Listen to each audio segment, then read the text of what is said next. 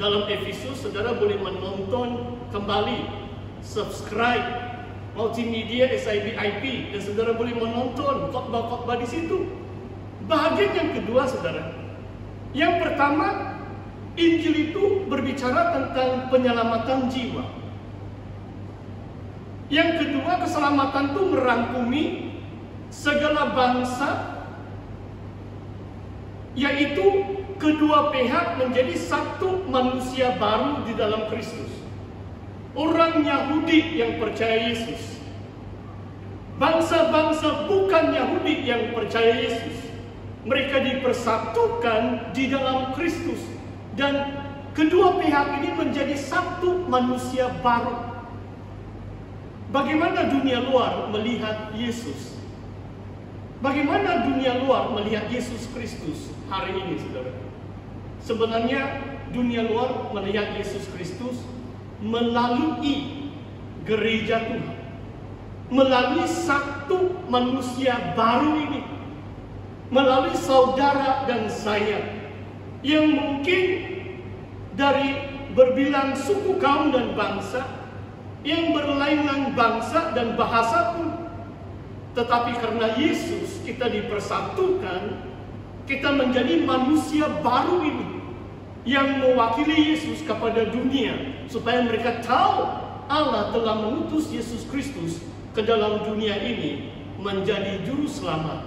Dan saudara boleh membaca Yohanes 17 tentang konsep itu juga. Saudara, kalau berbicara tentang kepimpinan rasuli, saya mau menjawab pertanyaan ini. Bagaimana rasul-rasul bersama nabi-nabi membangun gereja atau rumah Tuhan?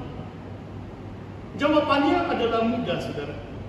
Adalah dengan atau melalui penggembalaan yang baik. Saudara, mungkin ada yang belum lagi paham istilah rasul dan atau istilah nabi. Kalau perkataan rasul ini apostle, apostolos dalam bahasa Yunani, artinya mudah saja, yang diutus. Orang yang diutus rasul. Kalau rasul dalam konteks firman Tuhan adalah mereka yang diutus oleh Tuhan Yesus. Bahkan dalam Injil Lukas juga, Yesus berdoa semalam suntuk sebelum dia memilih 12 rasul-rasul yang dia akan utus mewakili dia, beritakan Injil, menyembuhkan orang sakit, melakukan mukjizat. Dan bila Yesus naik ke surga, saudara boleh baca Kisah Rasul bab yang pertama ayat 1, di mana Tuhan memilih, Tuhan memberitahu kepada rasul, menyampaikan perintah-perintahnya melalui rasul, supaya rasul sebagai wakil Kristus menyampaikannya kepada umat Tuhan, membangun rumah Tuhan yang diutus. Saudara, mungkin khotbah yang lain saya akan lebih banyak menyentuh para nabi. Hari ini saya akan fokus kepada kepimpinan rasuli. Saudara, dalam kepimpinan rasuli, apostolic leadership, sebenarnya beberapa minggu ini pun, sebab sudah PKP versi yang kedua, dan sebenarnya kita terus berdoa, cuma mungkin dalam roh saya boleh katakan karena case begitu banyak meningkat, bukan menakut-nakutkan saudara, cuma kemungkinan kita hari Christmas pun tidak tahu sama ada gedung gereja boleh buka semula. Jadi kita sabar, kita berdoa. Ini tidak bermaksud kita hanya tunggu, kita duduk, kita di rumah diam-diam saja. Tuhan akan menjawab doa kita. Kita perlu ketekunan iman kita. Tuhan menguji ketekunan iman kita di tengah-tengah krisis atau wabak penyakit yang melanda negeri Sabah ketika ini. Saudara, kalau kita bicara tentang pemimpin gereja, saudara, kadang-kadang sebab kita hidup di dalam dunia ini, kita pikir kepimpinan gereja ini seperti dunia, seperti kepimpinan syarikat, CEO, ketua syarikat, atau dia pentadbir dan sebagainya. sebenarnya fungsi utama, peranan utama rasul atau kepimpinan rasuli adalah mereka memberi penggembalaan yang baik. Hari ini saya tidak huraikan perkataan gembala atau penggembalaan pun sebab nanti 2 jam tidak selesai khotbah ini. Saudara boleh baca Injil Yohanes bab yang ke-10. Dan saya akan bahas beberapa ayat dari Perjanjian Lama dan Perjanjian Baru supaya kita memahami kepimpinan rumah Tuhan ini adalah gembala-gembala. Rasul-rasul ini adalah gembala-gembala, kawanan domba Tuhan. Dan saya mau mulai membaca 2 ayat dari Perjanjian Lama. Sebenarnya beberapa minggu yang lalu waktu saya khotbah Zakaria 10 ayat yang kedua tentang domba yang berkeliaran dan menderita sengsara karena tidak ada gembala. Dan kebetulan pada awal khotbah itu karena perayaan Pondok Daun mintalah hujan, dan hari berikutnya hujan lebat sampai macam seluruh pantai barat waktu itu banjir, sehingga ada seorang teks dengan saya, dia bilang, "Pastor, kamu punya salah itu sebab kamu khotbah minta hujan." Dia bilang, haleluya. Tapi dalam renungan doa Jumat, saya bilang, kalau banyak hujan minta Tuhan kemarau itu. Tuhan tahu bagaimana menjaga, memelihara umat. Kalau terlalu banyak hujan atau banjir, berdoa supaya hujan itu berhenti. Kalau kemarau, mintalah hujan supaya kita dapat menguruskan kehidupan kita dengan baik. Saudara, kembali kepada 2 ayat dalam Yeremia. Yang pertama Yeremia 23. Dan aku sendiri, ayat-ayat ini berbicara tentang nubuatan akhir zaman, bagaimana Tuhan memulihkan umatnya akhir zaman. Aku sendiri, kata Tuhan, akan mengumpulkan sisa-sisa kambing dombaku dari segala negeri kemana aku mencerai-beraikan mereka, dan aku akan membawa mereka kembali ke padang mereka. Mereka akan berkembang biak dan bertambah banyak. Aku akan mengangkat atas mereka gembala-gembala yang akan menggembalakan mereka, sehingga mereka tidak takut lagi, tidak terkejut, dan tidak hilang seekor pun. Demikianlah firman Tuhan. Perhatikan saudara, apa yang Tuhan sedang lakukan? Tuhan sedang menyelamatkan bangsa-bangsa. Tuhan sedang mengumpulkan kawanan sisa-sisa kambing dombanya. Kalau di negeri Sabah, dari antara segala suku kaum dan bangsa, melalui penginjilan, melalui berita Injil, orang menjadi percaya. Tuhan mengumpulkan kawanan dombanya. Dan janji Tuhan mengatakan kawanan dombanya berkembang biak dan bertambah banyak. Karena Tuhan mengangkat gembala-gembala yang akan menggembalakan mereka. Saudara, perhatikan ayat yang keempat Yeremia 23.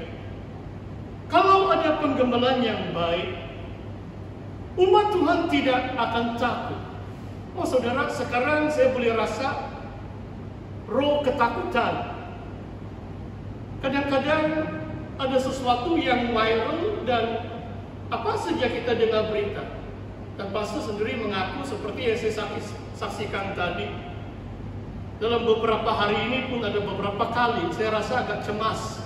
Apalagi setelah mendengar itu berita dari Ketua Pengarah Kesehatan. Wah, begini, 1224 case semalam dia katakan. Wah, kenapa ini masih lagi naik, tidak pandai turun? Haleluya. Kadang-kadang kita merasa takut. Tetapi kalau ada pemimpin-pemimpin yang baik, mereka memberi keberanian. Tuhan Yesus memberi kita keberanian. Saudara, dalam 2 Timotius bab yang pertama mengatakan, Tuhan tidak memberi kita roh ketakutan, melainkan roh kuasa, the spirit of power, roh kasih dan roh penguasaan diri. Tuhan kita tidak memberi kita roh ketakutan. Tidak ada yang terkejut. Oh saudara, penggembalaan rohani ini bukan sesuatu yang mudah. Supaya domba itu tidak terkejut. Kalau saudara tahu ini domba ini, kalau di Malaysia mungkin di Kudasan saja kamu boleh nampak. Bukan Malaysia, Sabah lah. Saya pernah pergi di Kudasan beberapa kali dan kamu boleh nampak tu domba. Sebab saya begitu lama belajar di New Zealand penuh dengan ini kambing, domba. Dan satu sifat domba ini adalah mereka cepat terkejut. Kalau ada apa-apa, anjing menyala, kalau di tepi kaki-kaki gunung, lereng-lereng bukit, mereka sedang makan padang rumput hijau. Kalau ada truk, lori melewati jalan itu, kalau ada bunyi yang bising, mereka akan terkejut dan kadang-kadang mereka akan tidak tahu mau pergi di mana. Saudara, kalau ada penggembalaan yang baik, kawanan domba tidak akan terkejut.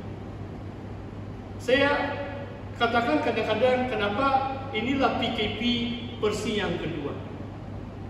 Macam kita belum belajar lagi dari PKP yang pertama, itulah mungkin sekarang kita mau belajar lagi di PKP yang kedua lah. Saya masih ingat saudara, setiap kali mau tutup gereja pun, macam kita dikejutkan dengan berita.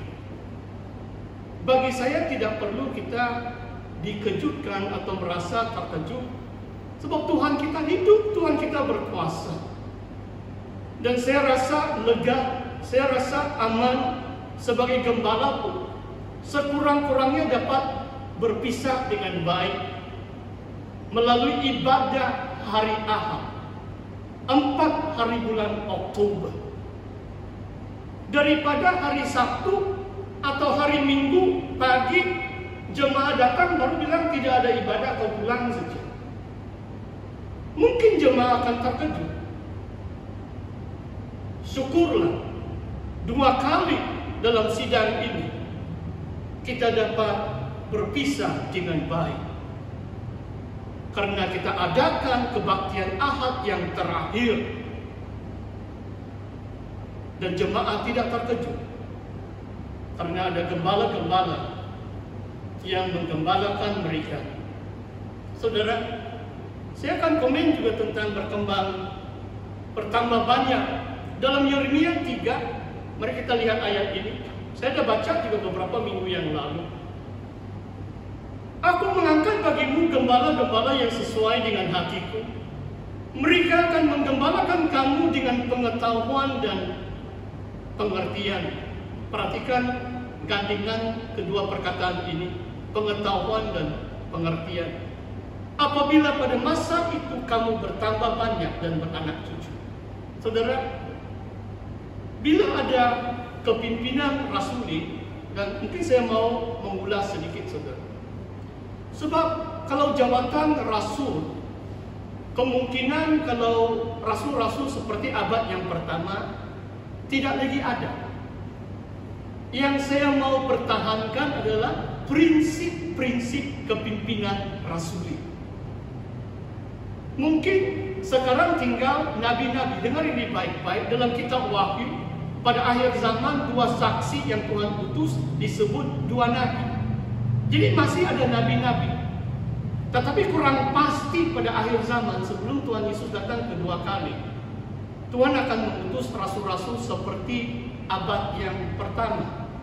Kalau tidak ada pun saudara, yang kita pertahankan adalah prinsip-prinsip kepimpinan rasuli. Saudara, gembala-gembala yang sesuai dengan hati Tuhan, yang menggembalakan umat Tuhan dengan pengetahuan dan pengertian. Pada waktu itu kamu bertambah banyak beranak cucu.